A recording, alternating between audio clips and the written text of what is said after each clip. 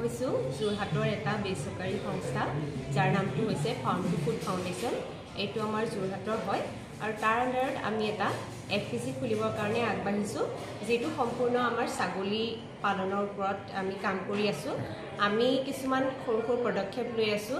তাৰ ভিতৰতে আমাৰ বাইদেউক আমি পশু পক্ষীৰ বিভিন্ন ধৰণৰ ট্ৰেইনিংখিনি দি পেলাই তেখেতে তেওঁৰ গাঁওখনতে বহুতখিনি কাম কৰি আছে আৰু সেইদৰে তেওঁ আজি সেই গাঁওখনৰ মানুহখিনি একত্ৰিত কৰি পেলাই আমাৰ তাৰ পৰা মানুহ আহি পেলাই তেওঁলোকৰ আজি FIG formation farmers interested group form কৰা হ'ল।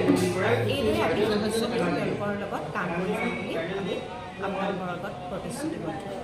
এনেকুৱা নহয় যে আমি ডাইৰেক্ট ছাগলী কিনিবৰ কাৰণে পইচা দিম বা ডাইৰেক্ট ছাগলী দিম, তেনেকুৱা নহয়।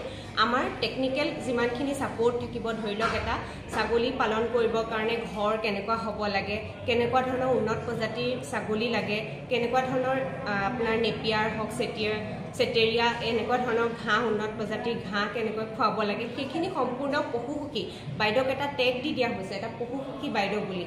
আৰু তেওঁ এই গাঁওখনতে বিভিন্ন ধৰণৰ ভেকচিনৰ কামখিনিও কৰি আছে। এনেধৰণৰ টেকনিকেল ছাপৰ্টখিনি আমাৰ পৰা সম্পূৰ্ণৰূপে থাকিব।